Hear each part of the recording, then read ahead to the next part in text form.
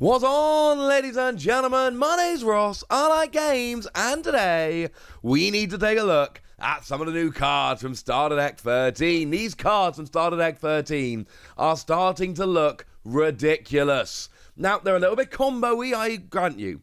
There's a little bit, they all work together a little bit, that's fine. But oh my word, these ones look good. So, with all of that borne in mind, let's start off having a look at Makino, a side character in One Piece, who we all know and love, and everyone agrees Makino's awesome. But man, Makino's getting some love in the card game. Don't forget the Makino from OPO2 is like full-on broken. Seeing a huge amount of play. Well, this one's kind of ridiculous as well. Also, fun little side note, third Makino we've ever seen, third Makino that's got counter plus 2000, but also a fairly ridiculous skill. What we've got here is a skill whereby, on play, you add the top or bottom of your life card to your hand, but then you get to look at your life and put them back in any order. Now, taking a life is good and bad, alright? Could go well, could go badly. Because, of course, you are getting your opponent closer to winning the game, which is a bad thing, but then by the same token, you are gaining a card advantage, which is a good thing. But you get to return your life cards to the, life in any order you like. That is absolutely ridiculous. Absolutely ridiculous. And in a lot of decks, maybe not, alright? Although, to be fair, it means you can literally stack your triggers. So you can make sure that your trigger are there. And, let's take something like Sanji. Remember, Sanji's really good because you take your life and then put a card from your top of your deck on top of your life.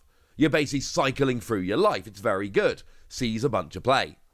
Well, here, if you've got, say, 2 cards on top of your life that aren't trigger, but then the rest are, well, you can play Sanji, you're picking up a card that doesn't have a trigger, and replacing it with a random card from the top of your deck that might have a trigger. So the fact that you can stack your deck, it means that you can know when triggers are coming up and when they're not. It means with stuff like Sanji, you can make sure that you are essentially taking a card, and bearing in mind, you're not just taking a card that doesn't have a trigger, but you are taking a card to your hand so you can make sure you're taking the right card to hand, and then you're replacing a not trigger with maybe a trigger. It's really good. But then you've got these specific combos with Starter Deck 13.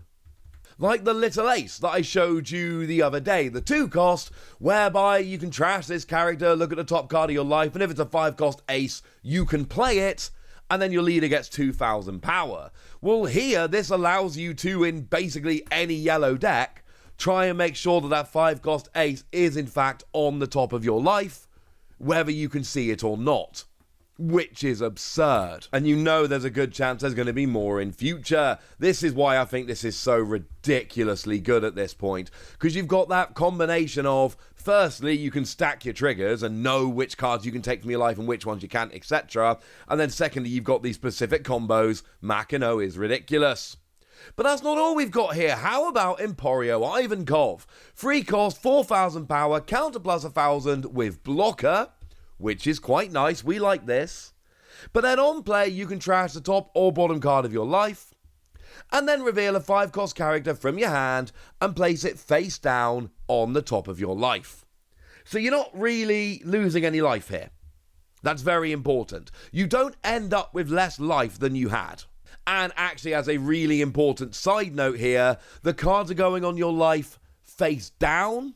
Remember that the leader ace makes you discard your face up life cards at the end of the turn, which is a bad thing for stuff like this, but it's fine because you are going face down, so your leader ace will not force you to discard this at the end of your turn. That's very, very, very, very important.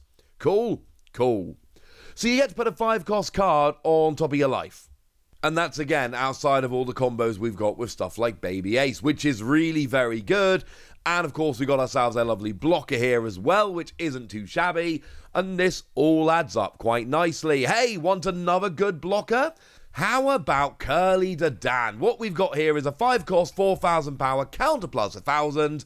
And again, we've got blocker. We're told starter deck 13 is going to be strong out of the box. Now we've got 2 blockers here to have a play with, which sounds pretty gosh darn good to me.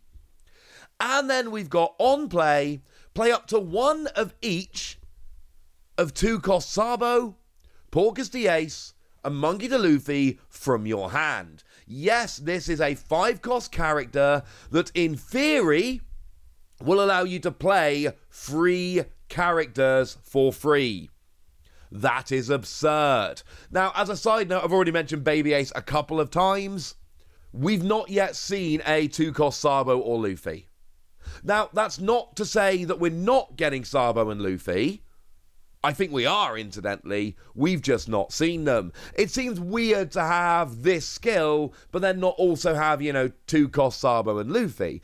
Remember, we've also got Monkey the Garp that lets you look at the top 5 cards of your deck on play and find a Sabo, Porcus the Ace, or Monkey the Luffy with a cost of 5 or less and pop them in your hand. So, searching these out is a little bit easier. Not to mention, of course, like I say, we've got stuff like Makino, which can stack your life, and we've got plenty of stuff out there that can take your life, and yeah, this is all adding up. And yeah, I know it's pretty combo-y, and this is something some of you brought up to me after I showed you some of these starter deck 13 cards the other day. Hey, Walsey, this sounds good, but doesn't this sound a little bit combo-y? And the answer is, well, yeah, but you got to remember this is like the beginning of the story.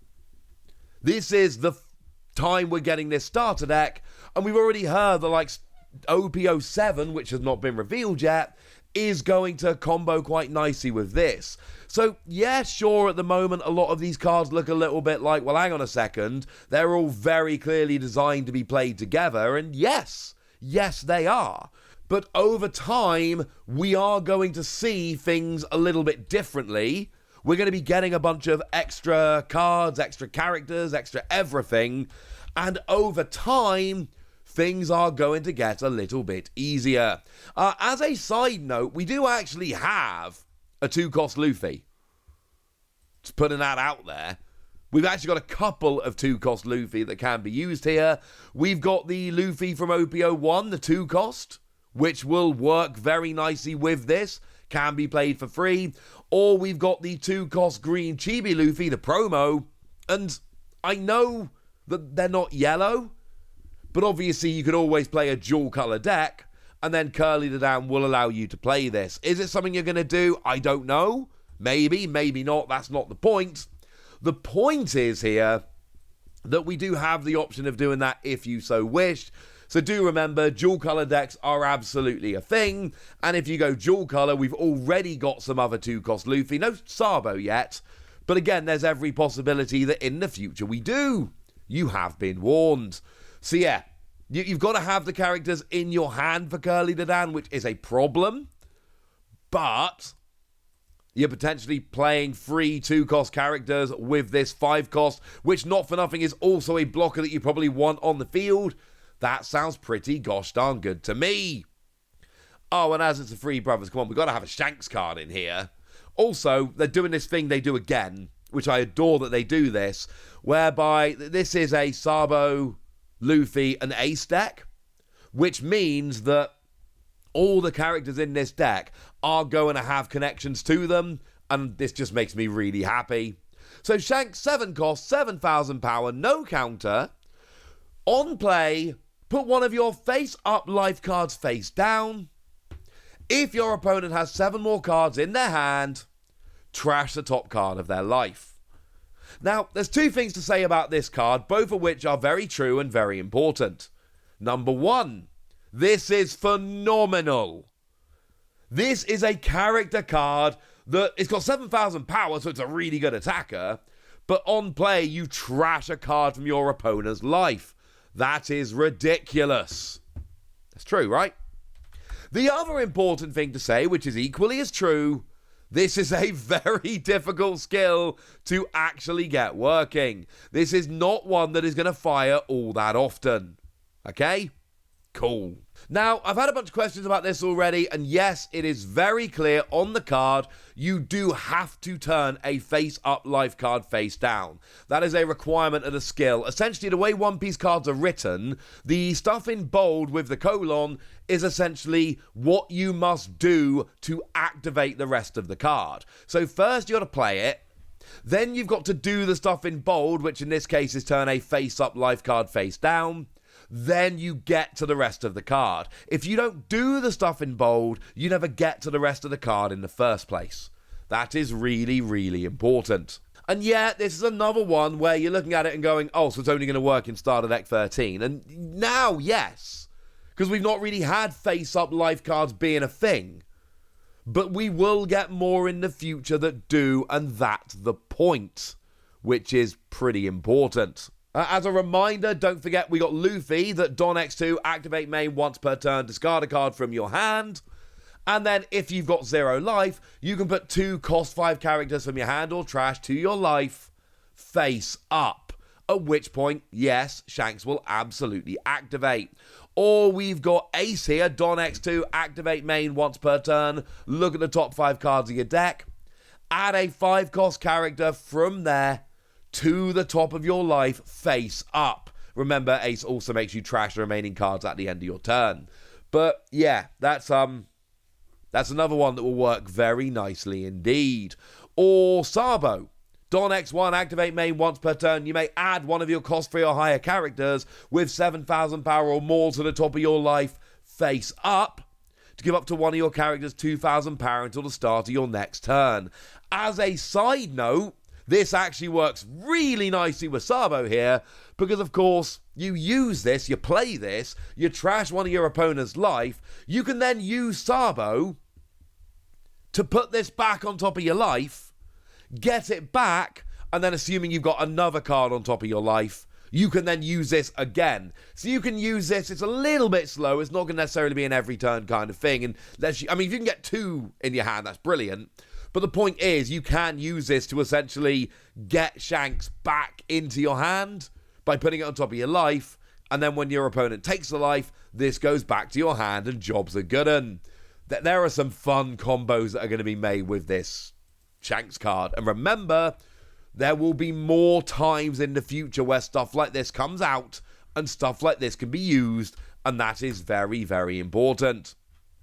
We do also have one event card going around that I've not seen anybody else translate yet, but I'm sure somebody has. But it's quite straightforward. It's a 1 cost. The trigger does the same thing as the main.